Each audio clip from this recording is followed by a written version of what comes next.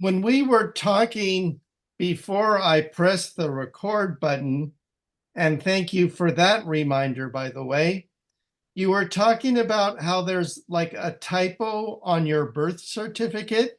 Oh, yeah. Certificate. I was named after my mother's best friend, and her name was Billie, Billie, which is the feminine spelling. When I was born, there was a lot of activity around that birth, and I was born in the taxi cab on the way there. They thought was dead when I came out, and the doctor said he's dead, and then he kept working on me, and then he got me breathing again, and so I had birth, death, and rebirth in the first hour.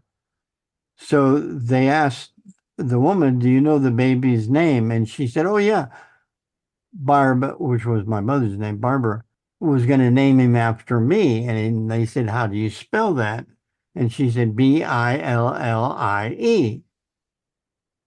not knowing that it was just the feminine of Billy. And so that was what's on my birth certificate. And then I got my Social Security card, and I had to send in my name, and I wrote Billy Ross Scudder, but to them it looked like Billy Rose Scudder. So on my Social Security card it says Billy Rose, Rose. And then later on, when I was doing IBM, I was on my way to Paris and I got my boarding pass, and somehow my passport got lost. Either someone took it out of my pocket or I dropped it or something. So when I got to Paris and I said to the attendant, "I can't find my passport." So she said, "Well, just a minute." And they came back. And so when we landed, everybody had to get off the plane one at a time, and they checked everybody's passport as they got off the plane. I had to stay on the plane until it was empty.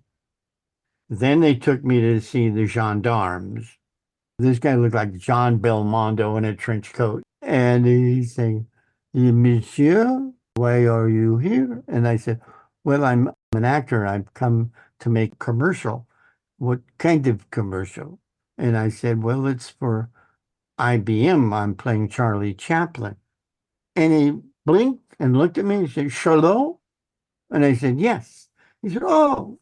And he wrote me a note and said, "Go on, go to the embassy and get a new one." And that was it. Interesting enough, my agent went with me on that trip, and he was sitting still in the lobby waiting. And he said, "You got out?" And I said, "Yeah, they gave me a note." He said, "Wow, that I've never heard of that. They usually take you immediately to the embassy."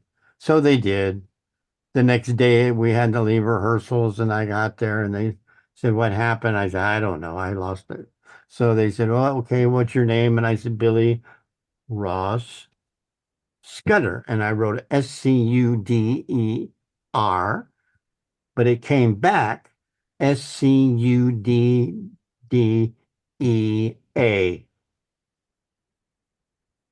So the three major documents in my life were all spelled wrong. Well, that's an auspicious beginning for a fool, I think. And an auspicious way to start this interview.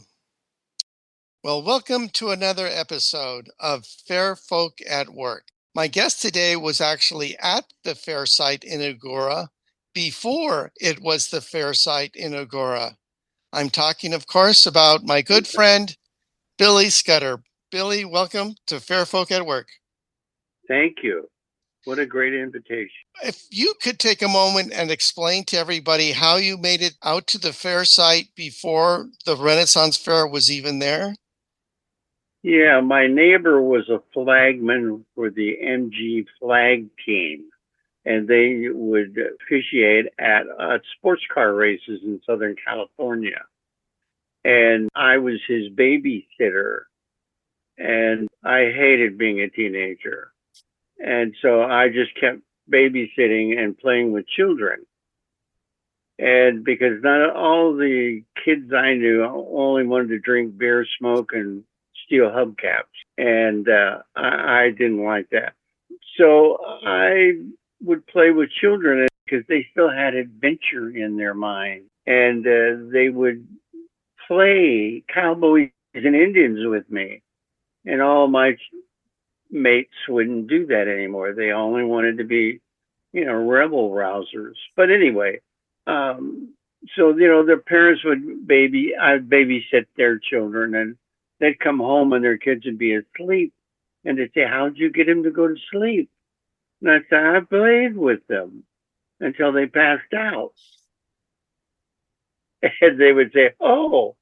So they always were eager to have me come over and babysit because, oh boy, real people, you know.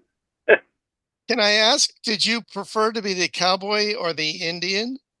Well, my brother was always the cowboy. And, the only time we ever had a relationship is if I agreed to be his victim. And I thought, well, that's okay. I don't mind it. Having Pisces rising, we like that kind of attention. Anyway, I don't know that that is even true, but it's the way I rationalize what our behaviors were. But he had to be the cowboy, and I had to be the Indian. And I really loved Indians, and I think it was that my roots ancestrals were Cherokee and Seneca, or Mohawks. And now I live in the Mohawk Valley. So I loved Indians. So how did your neighbor get you out to fair before it was fair? Well, he was a flagman. And so he said to me one day, "Would you like to go to the races?" And I said, "Sure." So I went with him, and we got in the car in the dark and drove out to Paramount Ranch. I had no idea where I was going, but I was going somewhere. And that was all that really counted. And I was born in a car, so it didn't really matter. I could do anything in a car. So anyway, we came around this hill on Cornell Road.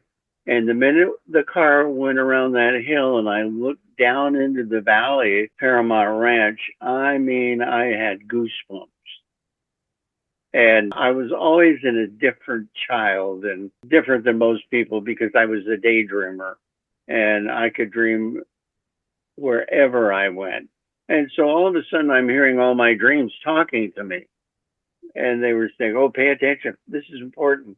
And I'm going, oh, okay. And so we got parked and I got out of the car and I started roaming around and there was nothing but loud noises and smells of kerosene and, race cars and all that stuff. But I would look around at the hills and go, "Oh my goodness, this is so important to me." And I don't know why. So I just looked and looked until I came to a part in the racetrack, which was called Devil's Hairpin. And it was also the front gate in the early days and went up a hill. And I remember looking up that hill and going, "I need to go up that hill." So I walked up the hill and I got about halfway and they yelled at me from the track, "You can't go up there. That's not part of the racetrack."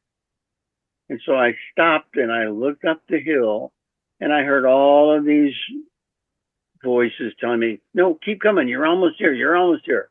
And I'm going, they won't let me. I'll have to come back. And I turned around and walked down. And that was 1957, probably May, at a sports car race that Dan Gurney was at.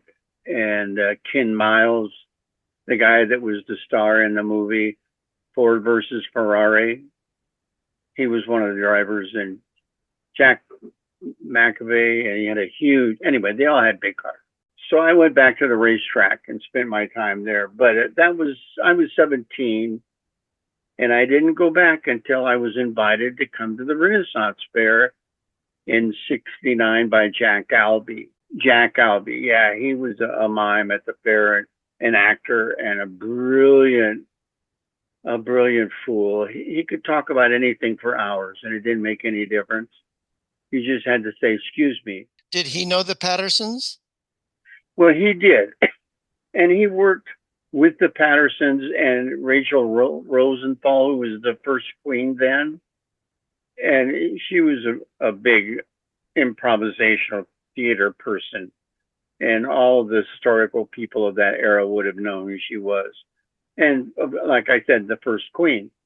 And Judy Corey worked with them. And what's really odd is because during the early 60s, I was a mime in a play of Beauty and the Beast on Melrose at the Horseshoe Theater. And I was doing 2 shows on the weekend called Beauty and the Beast. And they were there at night doing instant theater. And so that's another connection we had together. I didn't really go to their play. They didn't really see my play, but they did see me walking around in a mime outfit during the day if they got there early enough. And I would walk out on Melrose and start doing mime.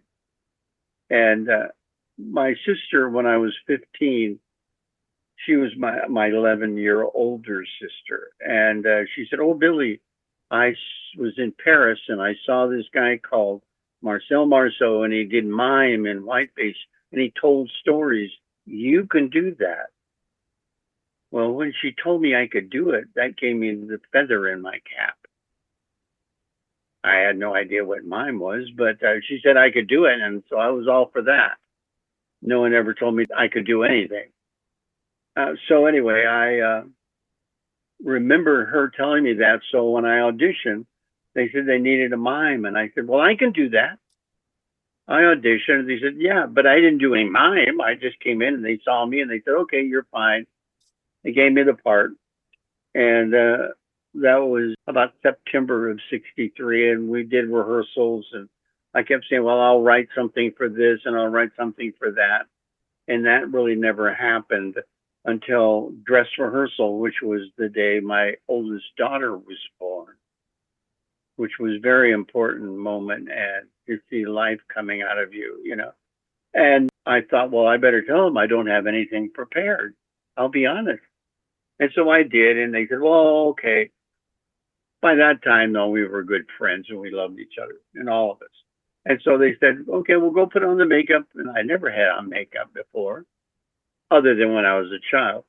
But I said, "All right." So I went in and I put on the white face and looked in the mirror. And I heard God say, "Billy, this is important. Pay attention." And I went, "Okay." And I put on the costume. I looked in the mirror, and here was this face I had been ignoring all of my life. And I could do all these incredible faces with this face. And so the show started. I went out, and stuff just happened. I just improvised everything. And at the end of the night, the director and the writer said, "I thought you said you had nothing prepared." And I said, "I didn't." "Did you just make all of that up?" And I said, "Yeah." And they said, "Just keep doing that." What do you remember about that show? What was the story and what was your character? Well, I And was a mime. I was the Beast's servant in Beauty and the Beast. And if you ever saw the Cocteau version of Beauty and the Beast, the black and white French film, brilliantly done. It's so magical. He had, things that would move around on the stage and these incredible things. And there was a play at that time called The Fantastics, where they had a mime decorating the sets. So these guys kind of lifted that idea into being the Beast servant. And so that's what I did. And I just kept doing it, and I had so much fun.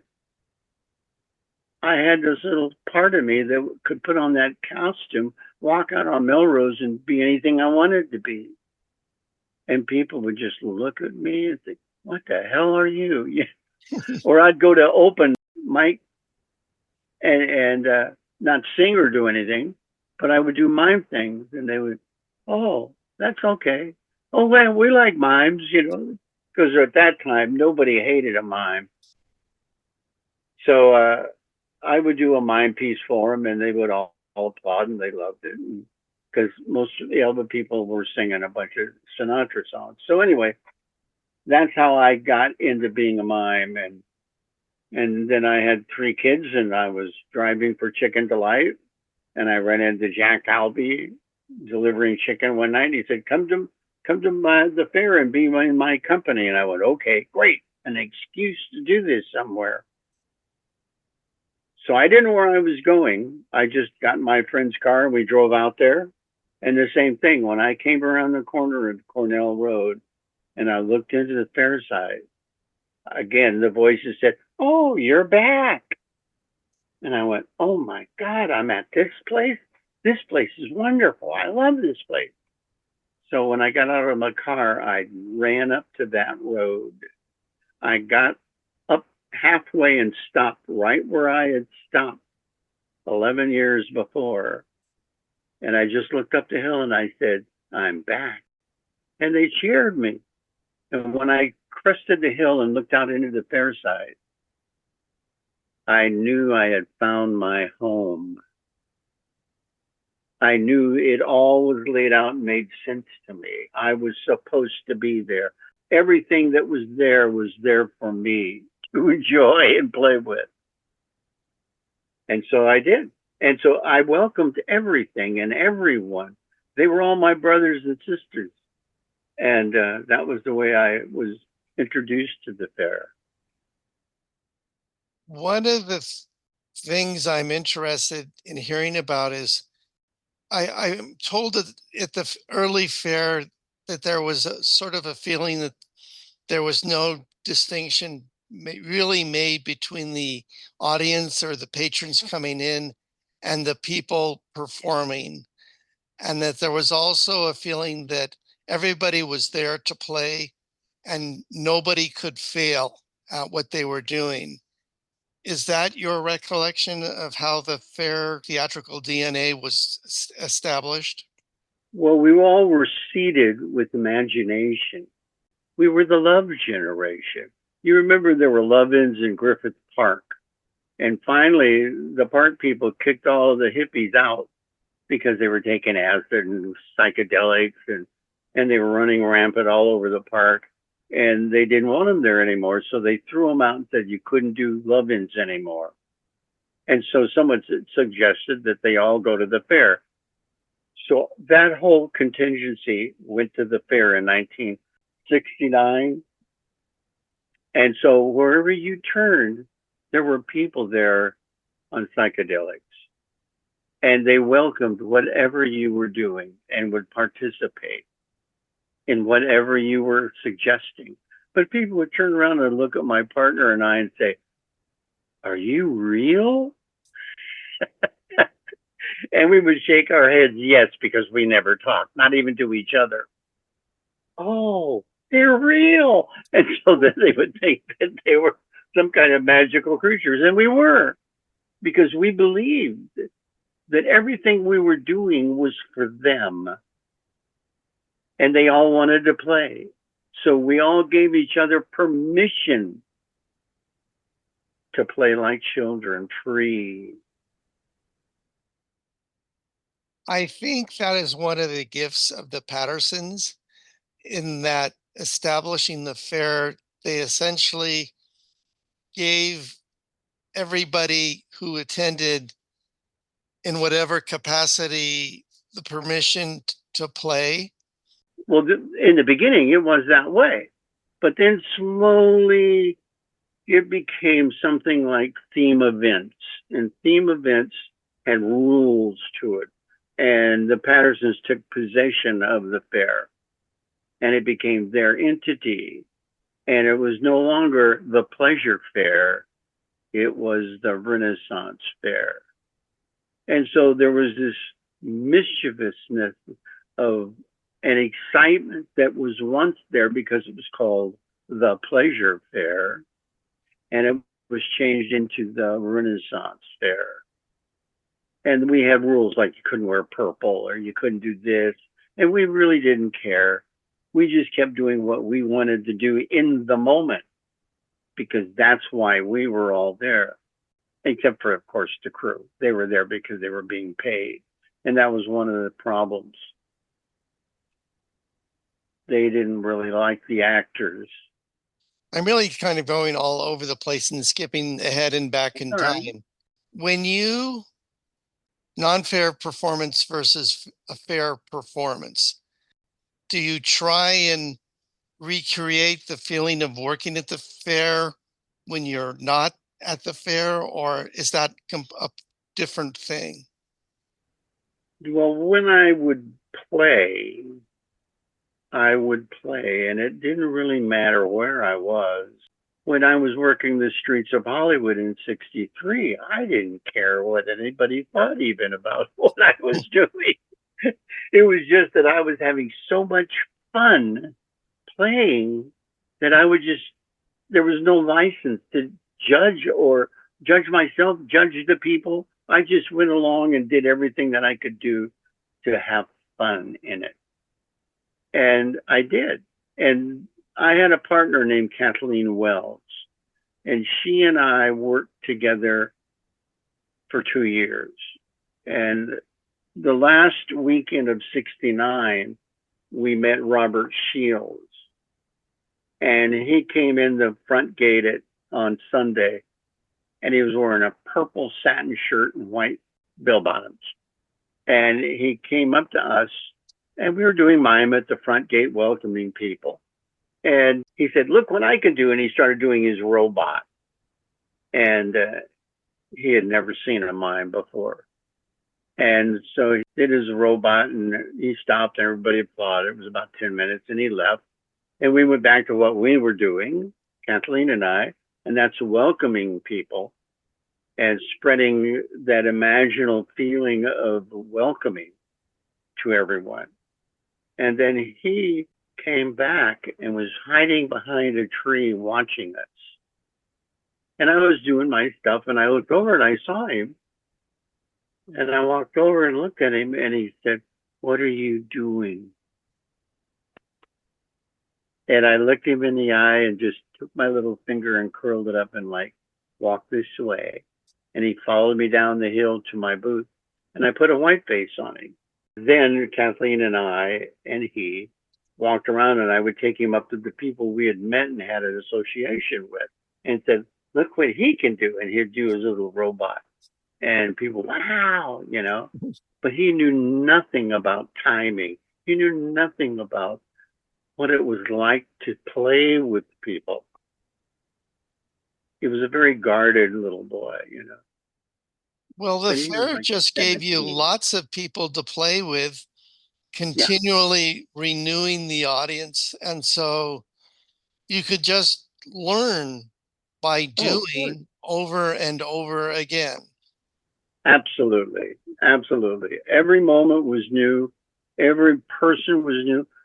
Kathleen and I started a piece where we would be in Witches Wood and we would freeze, and people would walk up to us and start looking at it. And until they came around and looked us in the eye, did we become real. And then we would just melt into this experience that then came out of that moment, and people would be blown away by it. And we'd lead them around and do things, and we'd have so much fun. It was ridiculous. But you didn't have to think about it. You just had to react. In your experience, was it easier to play with children? Well, always it was what I did was play. Like I said, I was a babysitter because I couldn't be a good teenager. And it allowed me then the freedom to play. I remember when I was 4, I was in the backyard playing, and my mother said, "You have to come in now." And I said, okay. 10, 15 minutes later, she came back out and said, "I thought I told you I had to come in now." And I said, "But Mom, I'm playing." And she looked at me and said, "You can't play all your life." And I went, "What? What do you mean I can't play?" She said, "No, you got to learn to work." I said, "You mean you don't play?" And she said, "No, I work really hard." And I went, "Oh, that can't be real. You have to be able to play." And she said, "No, you can't play all your life." And she walked in the house, and I thought, she must be wrong. How What, can you give up playing? what did she do as an occupation? She was an accountant in a big company, Mm-hmm. Before you started your career in mime, were you in theater or just Well, sort I of? was a singer. Oh, really? Yes.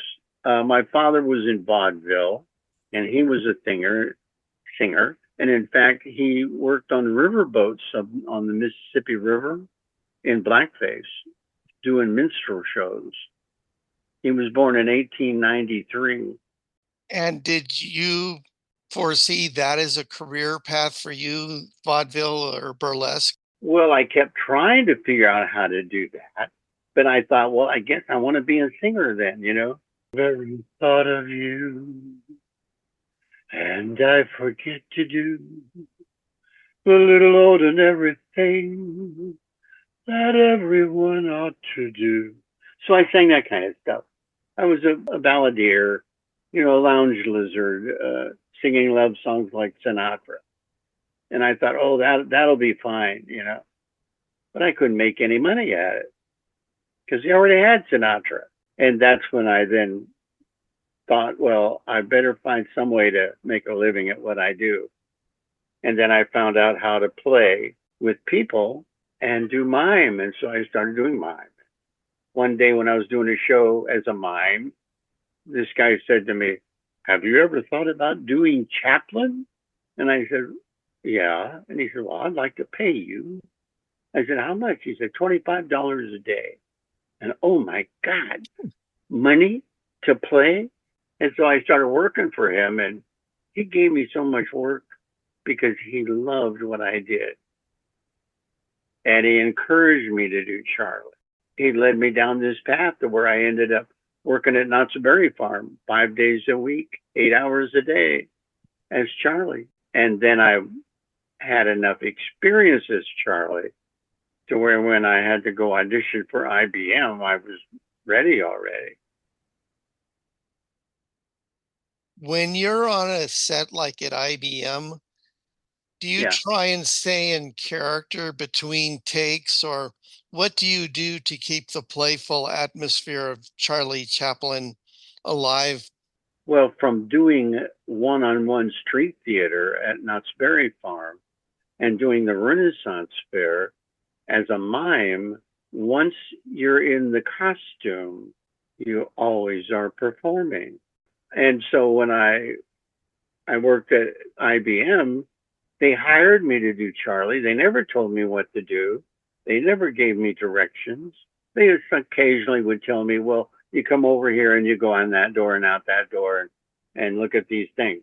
And I did it my own way and figured out a lot of stuff in the moment because I was always playing. I've talked to a lot of the commedia people. Yeah. They talk about their costume the same way. They have this feeling that once they put on the mask, they're El Actore or they're Yeah. Capitano. Yeah. What commedia character did you most identify with? I was doing mime at the fair, and they said there are no more mimes at the fair. And would you like to play the character of Pantalone in a commedia? And I thought, sure. And that was Judy Corey was directing it. Kenny Milligan was in it, and Carl Arena was in it. And I thought, okay, I could do it. But who do I get to play? And they said, Pantalone. So I started reading all these books on the characters. And the minute I read about Arlecchino, and you know, he had a lump right here above his eye, a carbuncle, but I had a big mole there in exactly the same spot. And when they made, what happened was I was playing Pantalone, and John Murphy was Arlecchino, and then he didn't pay a parking ticket, and he got arrested, and he couldn't make rehearsals. So Judy Corey said, okay, you can be Arlecchino. And I went, oh boy, that's what I wanted to play. So as I'm reading the character of Arlecchino, I read this description of Grimaldi or someone like that, who was this guy in a small town in France, and he was very poor, and he didn't have money to make a costume. So everybody gave him scraps of their costumes, and he took all the scraps and wove them into the costume of Arlecchino.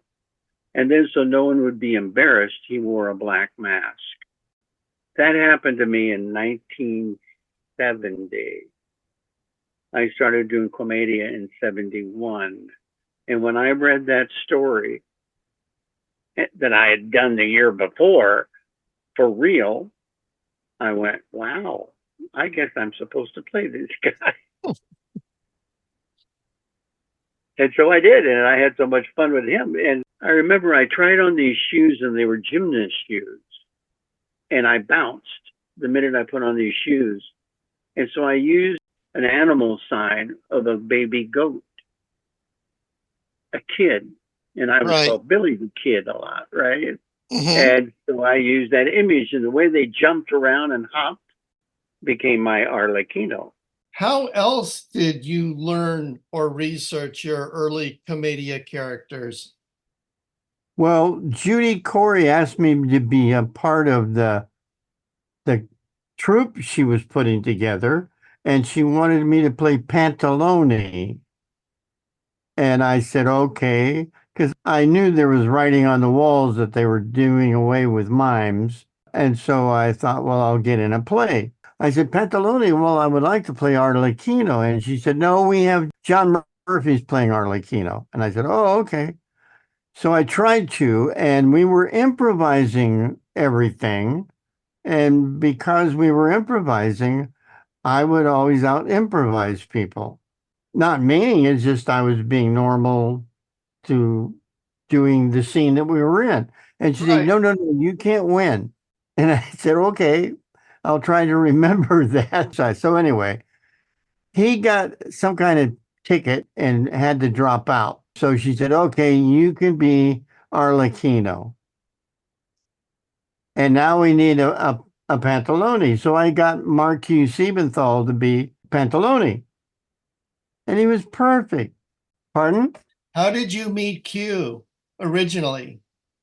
Well, I met him when he was about 12 years old at Shrine Auditorium. I was in a production of The Magic Flute, and it's the first time I played a bush.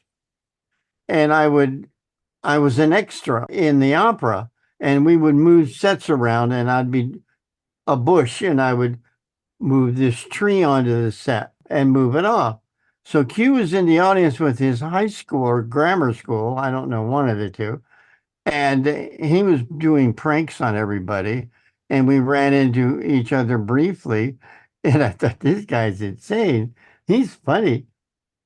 And then we went to the Renaissance fairs and we met there. And he wasn't doing mime. He was just there taking acid, I think. We ran into each other and I was doing mime with my friend Kathleen. And the first weekend after we did it, the second weekend, everybody wanted to be a mime. So it seems as though it was inevitable. And then I said to him one day after it was over, I said, you know, you should study about folly. And he said, folly? Why? And I said, well, because you're a fool. And he said, I am. And I said, well, of course you're a fool. You don't do anything straight. You're always messing with everybody. And I said, that's what you're destined to do is folly. Oh. And so he started doing that. We started doing mime also together at the Renaissance Fair, off and on. But he was in a whole group of young boys, and they were all about 17. And they were just coming and taking psychedelics and then playing all day long.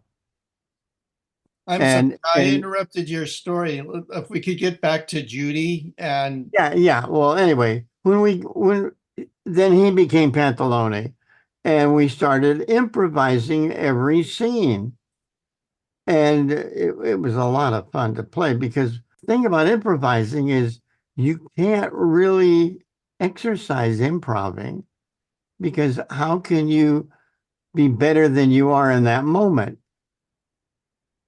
You can't really write down an improv. You can only exercise the activity that creates that action. And so we would have so much fun playing that we didn't get much of the script written. But we did eventually, and Judy took care of doing that. And I guess they had a tape recorder maybe. But once we rehearsed something more than once or twice, we had it down as to how to do it. The Lou Chart books that she gave me had a lot of pictures of Commedia dell'arte characters, and they were all standing in these incredible poses. So I started imitating their poses.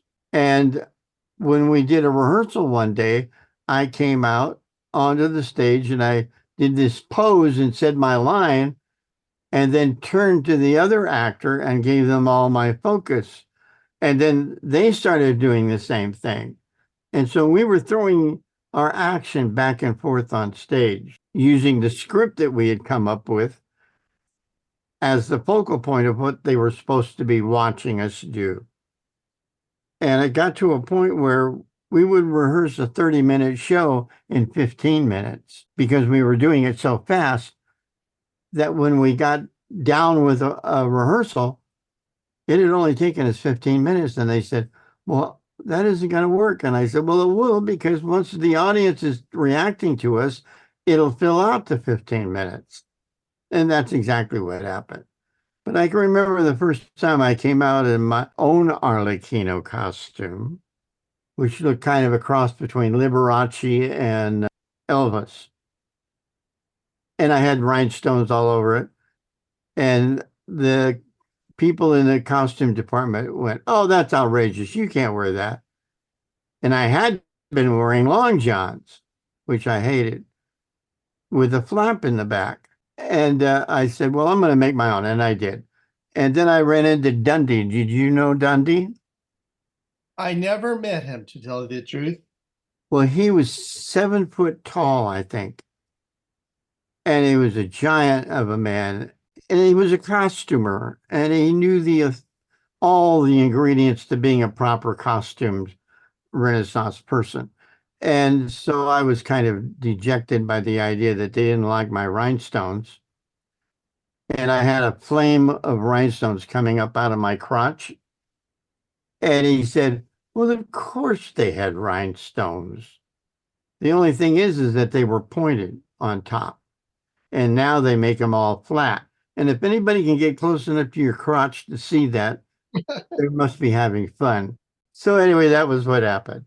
Did you go back to costumes and get your rhinestones approved? Well, no, because I learned that I wasn't ever going to be approved. Okay. When I first did the Green Man, I painted on ivy on my face, and they said, well, that looks ridiculous. And I said, well, how am I going to get him to stay there? And they said, well, I don't know, try spirit gum. So I got some spirit gum and I put real leaves on my face, and that seemed to be okay with them.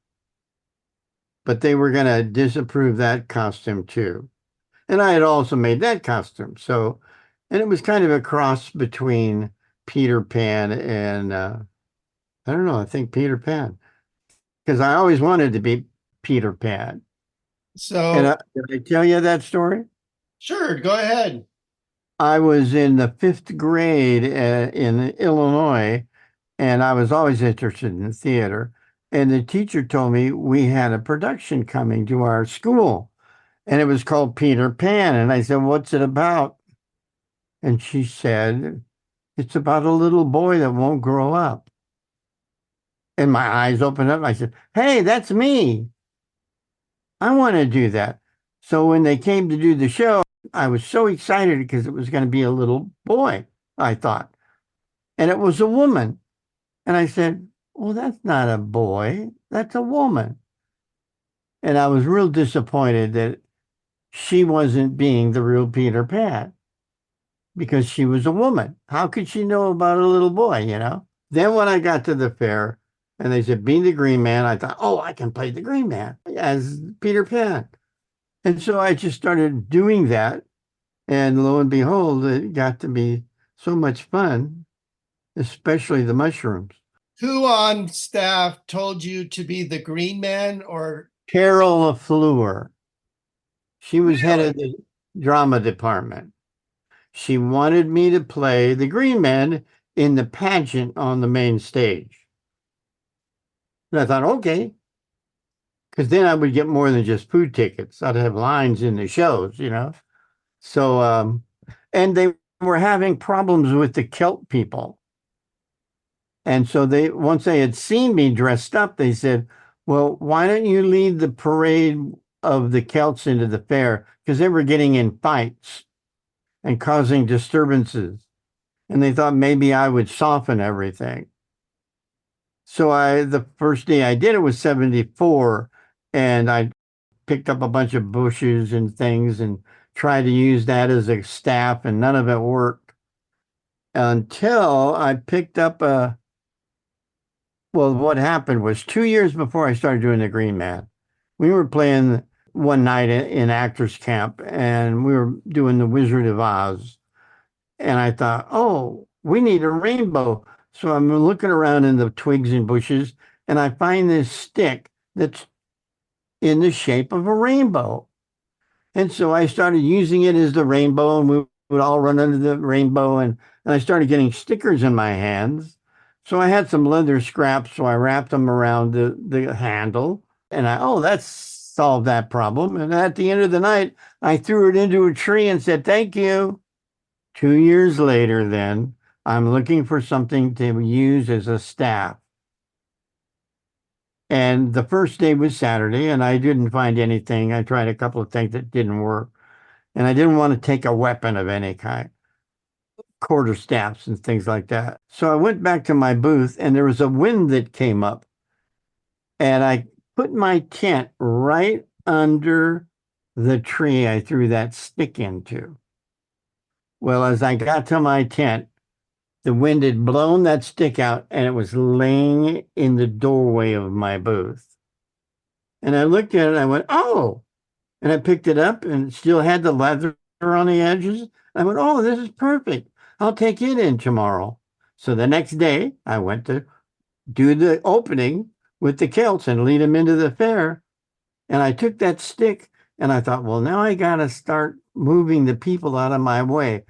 And I started to yell, and I went, well, I can't do that. That's going to ruin my voice. So I started moving the stick, trying to get it comfortable, and it started spinning around my head like a helicopter. And I went, wow, that's interesting. And people just backed up. And I watched it, and I went, oh, and I did it some more. And people would I didn't have to say anything. I just walked towards them, made the stick move in a circle around me, and they would move out of the way. So I'm very excited that I found this way of doing it. So I walk in, and we would do a dance somewhere in the fair site when we first got inside. So we stopped to do the dance, and I put the stick down on my knee, and I started clapping my hands and stomping my foot, and they were dancing. And then I felt something under my foot, and I looked down, and here on the ground is this emerald green parchment paper. And I pick it up and I unfold it, and it said, congratulations on your new rainbow wand. I folded it up, put it into my bag, and it's still in that bag in my customs. I was overjoyed. I found my wand. And I usually just called it a stick until I thought, people say, what is that thing? It seems to be important. And I said, it's a stick. Oh, and it was kind of funny. I was making fun of it, but it was more than that. I still have that stick, and it graces the wall of my house. Well, we've done character and costume. Now I suppose it's time to go on to movement. Did you have a Lotsie not only that entertained the audience, but entertained you as you were doing it as much as the audience liked it? Well, when I'm in a rehearsed play, I always played what was the script. When we were off script, I just kept that same attitude about I'm Arlecchino, and his eyes are always wide open, which means he's alive in the moment, and he he and his brother Brigella were the two first street characters of Commedia. And Brigella had a knife, and he looked like he was wearing these little slits for eyes that when he looked around, you could see his eyeballs moving side to side like a wicked person would. But Arlecchino had big circles, and he was always surprised at life. And that's the way I basically developed the character was I am surprised at everything. I talked to Marilyn Letchworth, and she talks a lot about the animal characterizations that come out of Commedia. Yeah, yeah. And how important the animal is to teaching both adults and children how to do Commedia, because you can pretend to be a cat stalking a bird. And the great thing about teaching Commedia that way, again, it gets back to you can't fail at running away like a bear holding a jar of jelly. There's just no way you can do it bad. And so it gives joy to both the people doing it as well as those who are necessarily watching it. Well, the thing is in theater, the idea is that you are imagining an alternative reality. And you have to have a thirst for that imaginary world. And once you have that, that's really all you need is your thirst to create in the moment that which wasn't there until you imagined it. But then there's the next step, which is transmitting that vision to a person or an audience. Oh, I think that when you're becoming that character, I believe that in that imaginary space, everything is possible.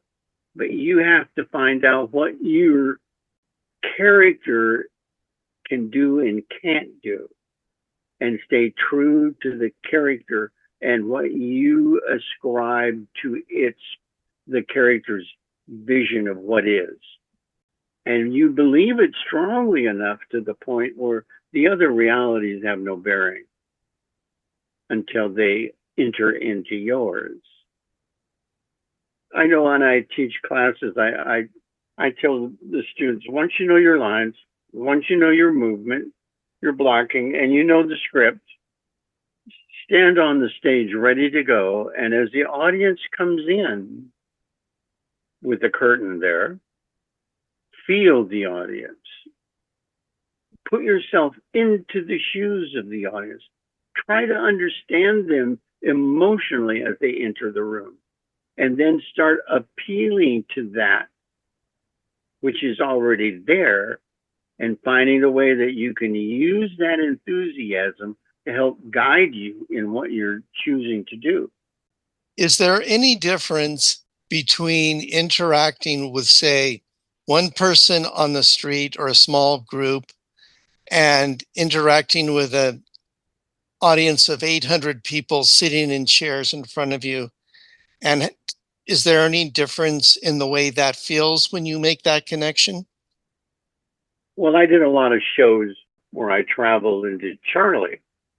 But see, once I was in my character of Charlie, he had this whole venue of the things that he could do and couldn't do. And so I always was true to that character. I know when I met Geraldine Chaplin and I was in the character of her father, we were doing the premiere of Chaplin on home video screens, and it was at a convention in Las Vegas. And I was having so much fun in the streets, they hired me to do Charlie. And the guy said, "Is there anything we can do for you? You're just so much fun." And I said, "Well, I would love to meet Geraldine." And they said, "Oh, well, we're having a cocktail party tomorrow night. Come to that half an hour early and you'll meet her." I went, "Okay." So I went there and I came in the door and she turned around and looked at me and her mouth sunk open. And she just stood there and looked at me. And I came in and did a bunch of silly shit, and I took off the hat and I said, "Can I talk?" She said, "Oh, of course, of course." And I said, "Well, I never speak when I'm this character." "Oh, well, we can talk." And so we're talking, and she said to me, "This is really weird." I said, "Weird?" And she said, "You look too much like my father. You feel like him." And I thought that was the greatest compliment I ever had. I agree. Getting back to Fair, Yes. when you look at other people you've acted with and been on the stage or street with, who do you remember? Who stands out? Well, there's so many, when Buck would do the brewmaster, on the main stage in the news show, what a presence he had. And when Judy Corey would say anything, you would want to listen, or Jay Paul, whatever he was doing, I wanted to be there doing it also. And oh God, I can't think of his name. Anyway, he was the Lord Sheriff for years, and well, I can't find his name right now, but he was brilliant, and he was tall and such a leading man, and had great boots. Will Woods? No, no, Will was always, Will was okay. He was great. He was a great performer. He did good stuff. But I remember when he told me one day he wanted to be an actor. And I said, "Well, why do you want to be an actor? Why don't you just be an actor?" "Well, you got to learn all that." And I said, "Well, start learning. Put on a costume, start doing stuff. And if you have a mind to it, pay attention to the other people who were great and do whatever they say." Did you ever interact much with Louisa Puig? Oh, brilliant. I met her years ago at a place which was down the street, and it was an authentic pub, and it was built with pegs and stuff. It was a brilliant place, and she was hired. Tony DeFont was his name I was trying to think of, and he was there as a musician, and she was there as a girl running around through the place. And I started looking at her and watching her, and she had an attitude and a serenity about her presence that was hypnotic. And so we started talking, and we got to be really good friends. And I said, "You have to come to the fair. You have to be one of us." And so she got to the fair, and Patrick, I think it's whatever his name was, big fellow, Patrick. He was always around the Queen show. Anyway, they became really close friends, and then she was a courtesan with Peg Long and worked in around in booths and stuff. And then Peg left, and she became Elizabeth.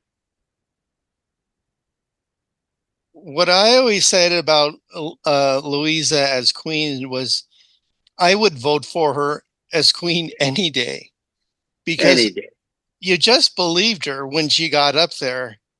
And Oh, what I liked about working with her was that she always seemed to be in total control with whatever improv situation she was in. she was the queen.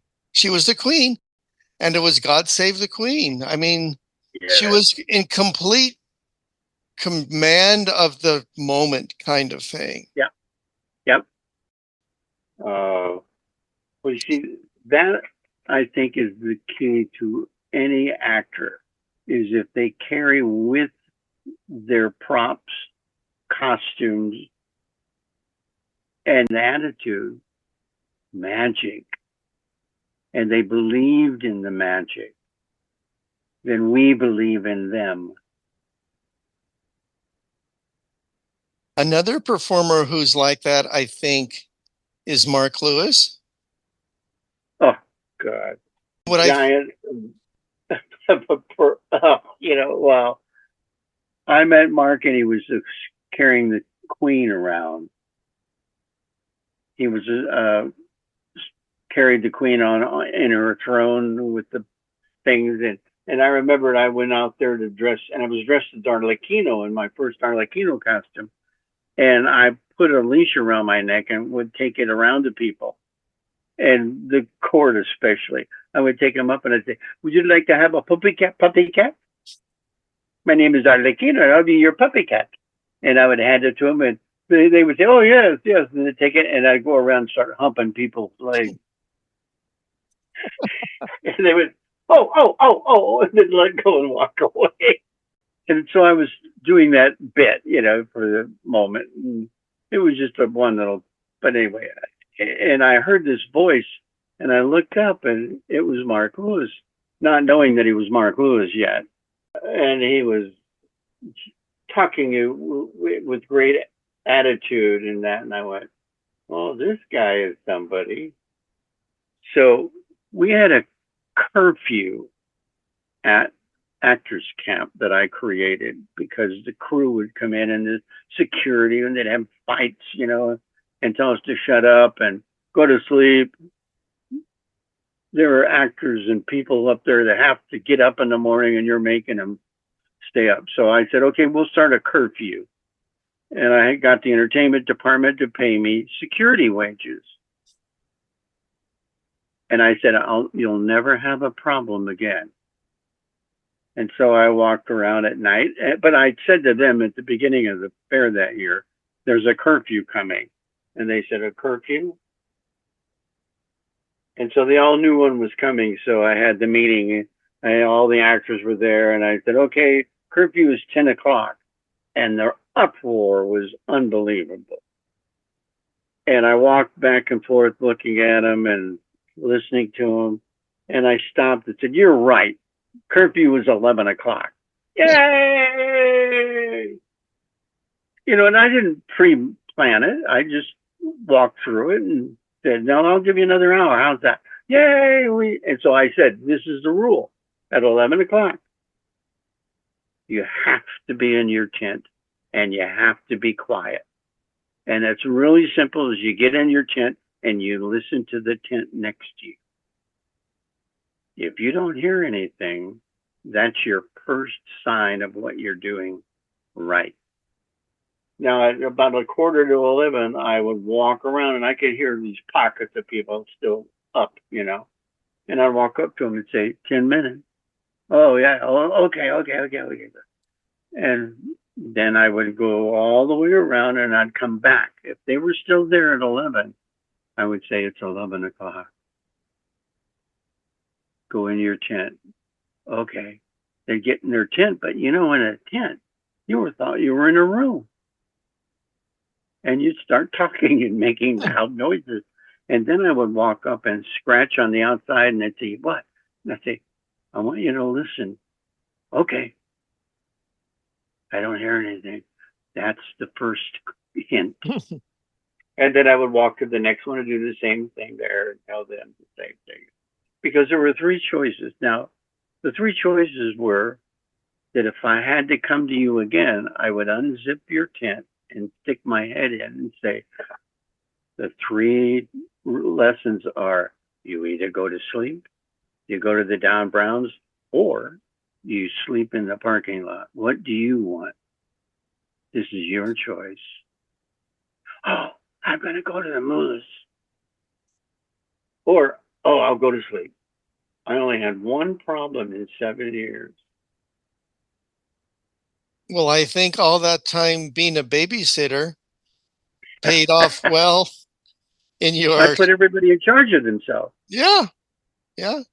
But what I think Mark Lewis did is in some ways quite similar in that he, with the thigh slapping and the snapping and all that, he helped the audience, helped create the collective environment in a way that just worked. Yeah. Well, you remember Q, Mark Q? Yes. he had a tent up in the tree. Mm-hmm. And so everybody knew at 11 o'clock, you had to be quiet. So he came to me and said, oh, the year before, he said, why do we read a fairy story every night? And I said, because the storyteller's coming. Oh, okay. So this year comes around and he said, oh, I met this guy who tells amazing stories. He's going to tell a story up in my tent tonight. And I went, just remember the time. Okay. And so he's up there telling a story, and people are going,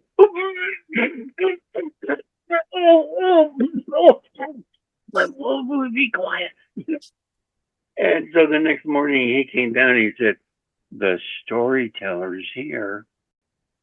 And I thought, oh, I heard that. I know he's here.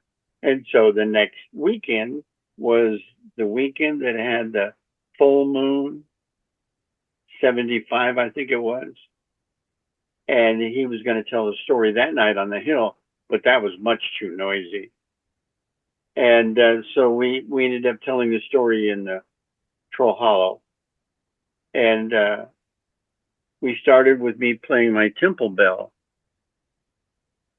And you never really saw, we had 4 temple bells there actually that night. And we would play 4 bells. And then he would come out and start playing his recorder. And then it became his show. And he completely took over the night because we were all willing to play with his toys. And he was incredibly respectful of his audience. Well, he made it real. Yes.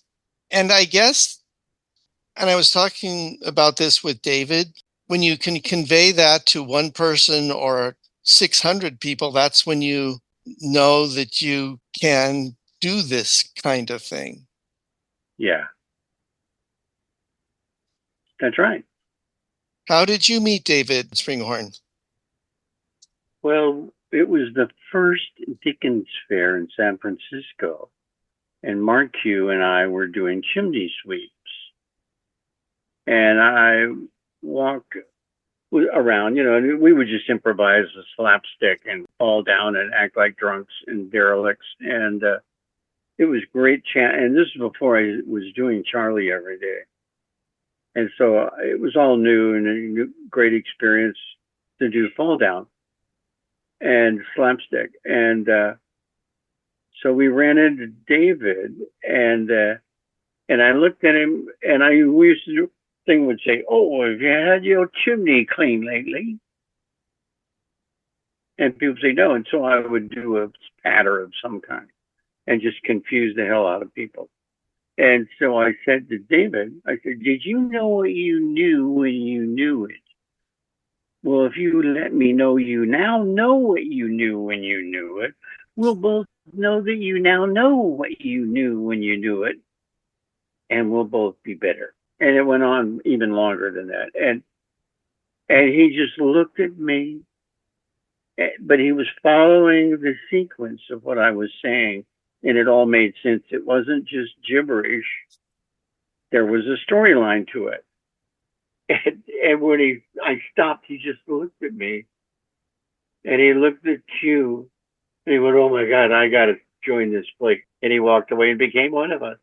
One of the most humble people I remember, who is also a great performer, was Theo Katzoff. Did you ever have much interactions with Theo? Oh, absolutely. The kindest, gentlest man I've ever known. Well, there's a couple. I've known some really wonderful men who are pleasant to be in their own skin and reflect a kindness about everything they do that's a tribute to them.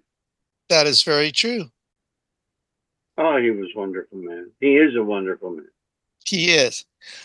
If this is going to be a weird question, but do you get a greater satisfaction when you connect with one person on the street or a small family on the street, or when you make 600 people laugh at a little Lotsie that you've just done?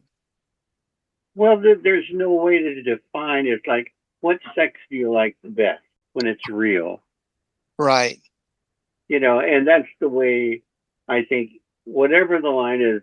There was a Puritan who came up to me one day as the Green Man, and we're in the middle of the fair, and he saw me, and he had some chops he wanted to show off. So he started talking about being, a pagan symbol, and I was not really real, and I was da da da da. And I looked at him and I was smiling, and I said, "Just a moment. Let's ask the mayor, Lord Mayor." And I pointed over his shoulder, and he turned. And as he turned, I ran away as fast as I could, encircling the other side of him. And then he turned back, and I was gone. So then he stopped, and he started this slow motion move looking for me. And I was just behind him all the time. And then he did the circle, and he didn't find me. And so he stopped, and he turned to walk away. And I said, "Above all this, be real with yourself also." And he just looked at me. His mouth dropped open, and I walked away. You were in control of who you were. Well, I was just being in that moment as a pagan symbol. It just was what it was. But it was such a perfect moment. That one person had such a wonderful moment, and I had a wonderful moment to see him break character, became himself, and then went back to being the character again. I have to admit, I think I like connecting one-on-one with an individual. And Yeah. I like the knowledge that this might be something that only the two of us will ever remember and share, more than the 600 people laughing at me as I dance with a fish on a stage or something, whatever silly thing. Yeah. I had this conversation with David and he disagreed. He postulated that the link that you have with one person is pretty much the link you have with 600 people. So I can see that as well. Well, there is no limit to your imagination. There is only your denial of what you can accept as you are performing. Because in the moment of imagination, there's no right or wrong. There's no stopping it. And that's what improv for me is about, is that once you're free to create in that moment, whatever you decide is the moment can't be any greater than anybody else's presence. It's like I taught some shows, and one of the things I did is had all these different actors who were trained to do a certain show that I had been in. And I was the entertainment director. And so I said to these, and I used to go and relieve two of the actors so they could have a night off. And I would take another character with me, and so there would be two of us. And so I said, "Well, how's your show going?" And he said, "Well, it'll never be as good as yours." And I said, "Well, are you improvising with it?" "Well, no, I don't have the confidence." And I said, "Well, that's all you need to do, is to create the confidence to be in that moment with an audience. Because then whatever you do with that audience, they're experiencing it as best they can because of you. And if you tell them a joke and they laugh, it can't be any greater than that moment." Oh. So about a month later, I came back to do another night. And he said, "Well, we're the best show now."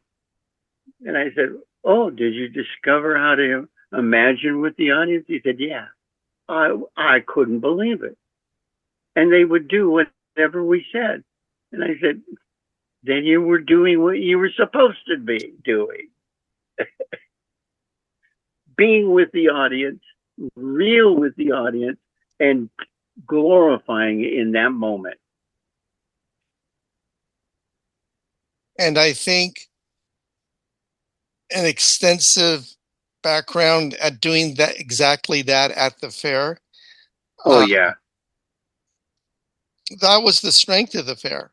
I think it was that everybody was there to play and everybody was there to be in on the show kind of thing. Yeah.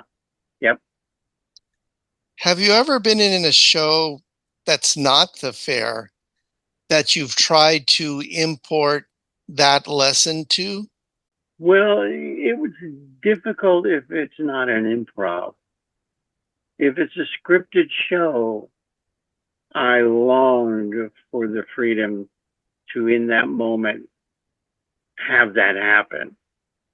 And because now I knew I was free to enlarge upon what was going on. You know, Al Jolson used to do things like that, where he started as an improvisationalist doing blackface. And he would be doing a show and he'd stop and say, now I want to tell you this story. And he'd start telling the story. And he would take the audience on a side show that was all of his jokes. And then at the end of it, he would say, oh, yeah, but then I was saying, let's get back to our show. And everybody else would be sitting down waiting for him to finish. And I would guess that later people remembered more the story than the scripted play. That's right. That's right. And that was his brilliance. He had an energy that came out of him that was a force to not be believed. Caruso came out and sang one night. And then he came out after Caruso and he said, you ain't nothing yet. And he started singing those minstrel shows that he sang. And what I was witness to was the power that came out of his body when he took over the audience. Not that actors at the fair were of any quality of Al Jolson's, but who else do you remember seeing or other? Karanowski doing King Lear at the Ford Theater in Hollywood. Uh-huh. Oh my God. I sat there and watched this man who was 80 years old doing King Lear, and he was a giant. And then a friend of mine was playing a spirit character, and so I got to go meet him backstage. And I went in expecting to see this guy about 6'3", and he opened up the door and he was 5'4", and I went, oh my God. I said, I am humbled by your energy and your presence on the stage. Thank you so much. Oh, and I walked away and I said, I thought he was taller. He said, that's what he does. And I saw, what's his name, Stravinsky do the same thing on his 80th birthday. He came out on the stage at the Hollywood Bowl and he conducted the Firebird. And he hobbled out and he turned around and he did his bow. He picked up his baton and he turned around. He lifted his arm and he became 12 foot tall. And he conducted the Firebird. And I remember thinking that, oh my God, look at his presence and what he was able to create with his passion for what he was doing. Can I ask you about a different bit of yours? Sure. When you talk about the joy of performing, you talk about sort of following the flow of the whatever the bit is, you just go with it and play with it and build on it. Yeah. What were you thinking the first time you jumped off the top or the second floor of main stage? Well, when they said, we want you to come and interrupt the show. And I ran out one day and I went, well, that's all boring, you know. And I thought, I like to make a big leap of some kind. So I got up on the second floor and I looked down and I went, well, that doesn't look that far down. And so one night I got up there and I jumped down and it wasn't that bad, you know. It was dangerous, but I know how to fall down and, not get hurt. So I would, when you have a motion of one action going forward or something, the main thing to do is when you hit is that you curl and go into a circle and allow the energy to go forward and let the energy come out of your body and go past you and you don't get hurt. And I learned that from years of falling down in the street when I'd be playing, so I could do that. So I did it with the fair. So the next day that we did the show, I came in and I jumped off the stage and freaked everybody out, and they cheered and all that stuff, and they said, oh, keep that in. That's wonderful. There's a big rush every day it happens. And so every day I would do it. Now, the problem is that if I didn't land completely squared and straight, then one of my hips would hit before the other one, and I would hurt myself because I would make a bump on my spine, and then the next day I would do it and it would hurt more. And it would take me about a week to get over it. I made a like a spine cushion that ran down my spine of foam, and I, made it white like my costume. I mean, the Green Man, and because I used the same thing when I did the Commedia. I always jumped off of the stage in the Commedia because it was a big rush. So I started doing it, and that was the year they decided not to tear the booth down, the main stage, and they left it up all year. Well, the next year they came back and they put it up again. What happened was they started every year putting a new surface on it, on the stage. And they would do it in different patterns so that it would strengthen the stage. Well, then what happened was there would be an air pocket underneath of the stage, right where I jumped off. So there was a cushion of air. And over the years, there may have been 2 inches of air pockets in there, right where I jumped off. So I hardly ever got hurt anymore. Can I ask you something different? What? What did it feel like once you jumped off, but before you began to plummet and you looked out over the fair? And what did that feel like? Well, you see, I used to jump off the roof of my house because I would be this moment where I left my jumping spot and I'd be up in midair, and for a minute or a second, you would be weightless. And there was this aura of fun that would come over me of being weightless. And I'd be floating in midair, and then I would hit the ground and do a somersault and laugh. And then I'd go out and do it again. And so then when I did it at the fair, I knew I could do that. It wasn't that far down. It was about 10, 12 feet. But I was now a mature man, I could do that. And I never worried about the audience. I knew that they would do their cue on time. I would jump off and everybody would cheer. And all I was worried about was hitting in the right spot so I didn't hurt my back. But I remember when we were doing the Commedia one day, I always told all the characters on stage, never stand in front of me, because once I jump off, I have no control about what direction I'm moving in. I just have to go in a straight line, hit the thing, do the somersault, and then I jump up.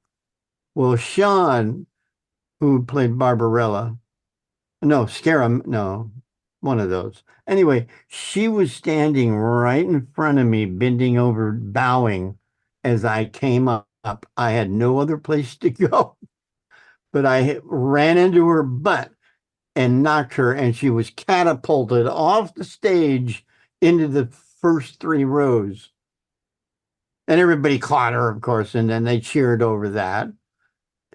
And I told her, I said, don't ever stand in front of me. She said, well, I forgot to look that day, you know. I have another question for you. Yeah. One of the things I really admire about you is that not only can you make a big dramatic entrance by jumping 10 feet and doing a somersault, but you can also go very, very small and you can draw people into what your reality is and create a mutually defined sense of play.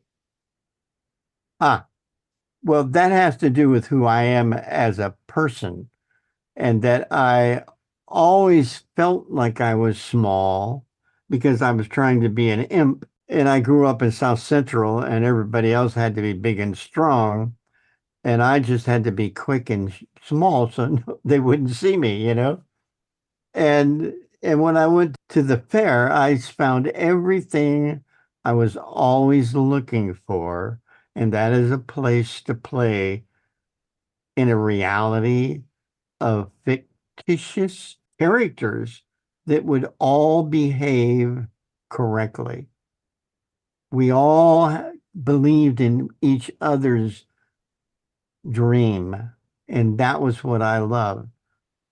But what amazes me about your approach on the street was that you would do absolutely nothing and draw people in that way.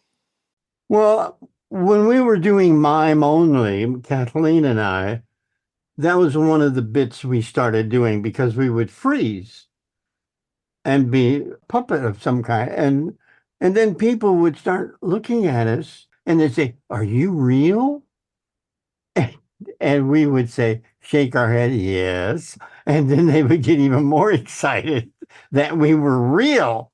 So we would just stand there. And when they turned around and saw us, sometimes they would start examining us like we were a piece of museum art, you know, and they would come around and look at us. And then they would get to a point where they would look us in the eye, and the minute we made contact with that individual, we would start to melt. And then that would freak them out. And we would start doing a piece of business with them that would come out of that moment. And you can't really think about what you're doing. You just react to the motion that is filling you up with the joy of that moment. It's like when you're riding surfing on a board and a wave picks you up and takes you. You don't tell that wave where to take you. All you do is go with the flow of it. And as long as you do that, you're doing your job. You are not involving it to do what you want. You are involved with it finding the shore. See, when I started doing mime, my sister said to me, who was an airline stewardess, and she had gone to Germany to buy 3 Carmen Gias. But she said to me, you know, I was in Paris and I saw a man doing something they called mime, and he would tell stories without speaking. You can do that. And I looked at her like, what? I can do what? She said, mime. You have an instinctual ability to tell stories with your body. And I went, oh, and I never thought of it. I then auditioned for a mime because they said, we're looking for a mime. And if you ask an actor, they'll say, oh, I can do that. I can ride a horse. I can ride a motorcycle. And then you get the gig and you learn how to do that. So I said, I can mime. And they said, okay, you can be our mime. And so during rehearsals, I would say, well, I'll organize something for this moment. Okay, well, all those moments came and gone on a dress rehearsal night. The day my oldest daughter was born, and I'd been up all night going through that activity and being a father and knowing what that meant. I went to do the rehearsal and I thought, well, I better tell them I don't have anything prepared. And they said, you don't? And I said, no. And they said, well, all right, well, go do the dress rehearsal and put on the makeup and the costume. And then when we're done, we'll spend some time and work something out. They said, okay, go put the makeup on. I never had makeup on before like that. So I went and I put on the white face and I looked in the mirror and I heard God say to me, this is important. Pay attention. And I looked at my face and I started moving it in all these positions. It started just coming up to the surface. And I went, oh my God, look what I can do. So then I get into the costume. I go out on the stage and I improvised everything in that moment because of what came out of me by just putting the makeup on. And at the end of the rehearsal, they said, I thought you said you had nothing prepared. And I said, I didn't. Did you just improvise all of that? I said, yes. And they said, well, just keep doing that. And so I did. We did 2 shows on the weekends, a children's show, Beauty and the Beast. And I was the beast servant that would be the magical person running around on stage and decorating it and doing stuff. And so in between the shows, I would go out on Melrose and start doing mine with people that were walking down the street. And that was 1963. People didn't know what to think of me, except that I was not hurting anybody, but they were sure fascinated with what I was doing. And that was really the key to me. I found a way to play and to come out of my closet of shame and express who I am theatrically with people's joy. Another aspect of you, the fools at the fair just crowned a new king. Yes. Can you talk to me about the iterations of the fools at the fair? Well, see, I was the first fair fool because in 1970, I think it was 70 it was, I had a face painting booth at the fair and I had all these decorating people's faces and they all thought they were mimes and jumped on stages and jumped in front of people and a lot of them became mimes. Then at the end of the run, Phyllis said, I don't like mimes anymore. Let's call them fools. So she told Judy Corey to do a show out up on the main stage and get all the mimes to be there by word of mouth and then picking who was the king of the fools. And so we were all on stage and she was walking behind us holding up the crown and people would cheer and all that kind of stuff. She placed the wreath on my head and said, you are king of the fools. But that was before the Fools Guild happened. And so I said, okay. I remember that Robert Shields was on the stage with me because we were doing our show by then.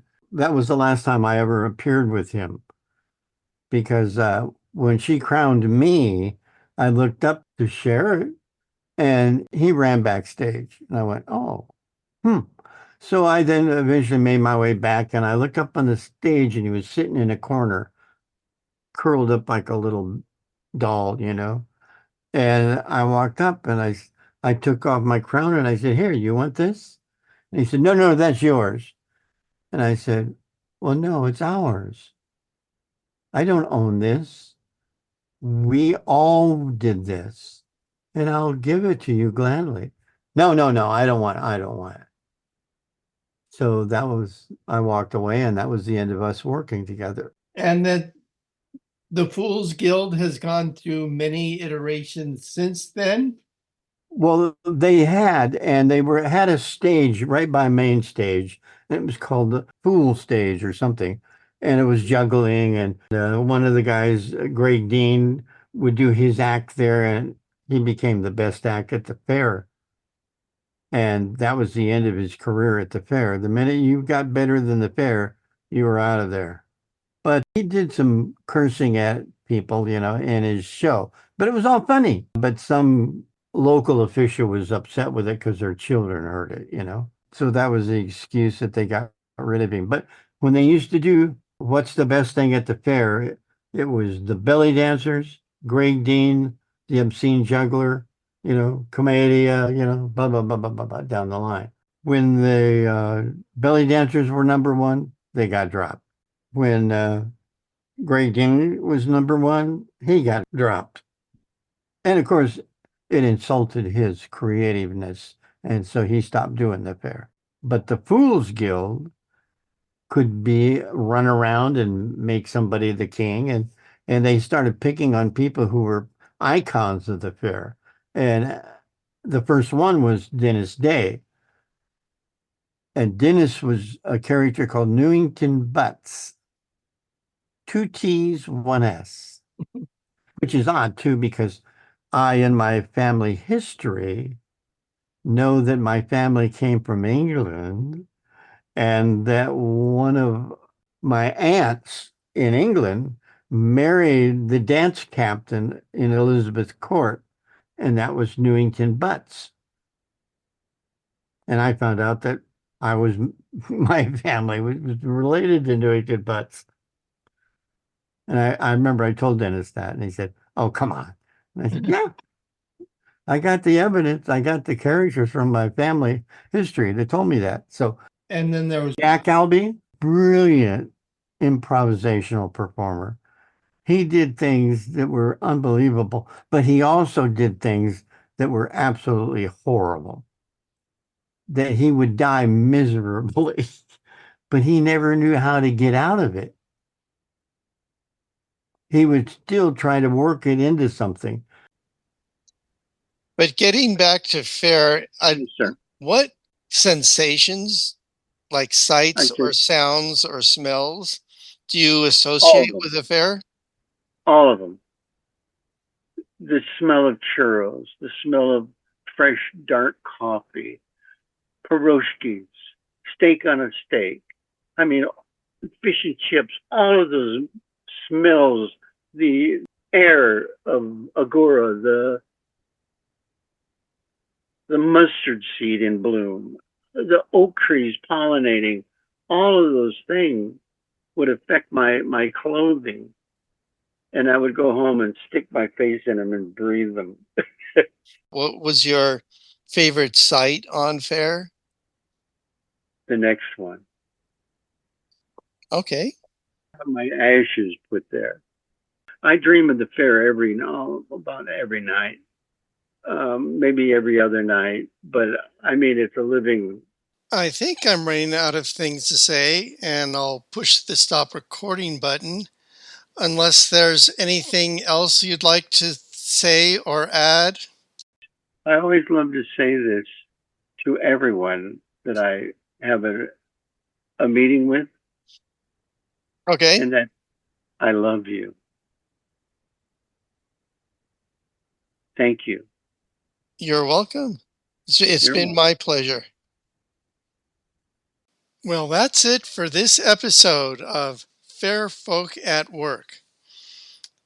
This is Dan McLaughlin, and I have another episode of Billy Scudder talking in a podcast called Authors Reads, and it's entitled Two Poems by Billy Scudder. Well, that's it for this time. If you have questions or comments you want me to pass along to Billy, you can email me them at djng@earthlink.net. If you have questions or comments for me about the podcast, you can email them to me at djng@earthlink.net.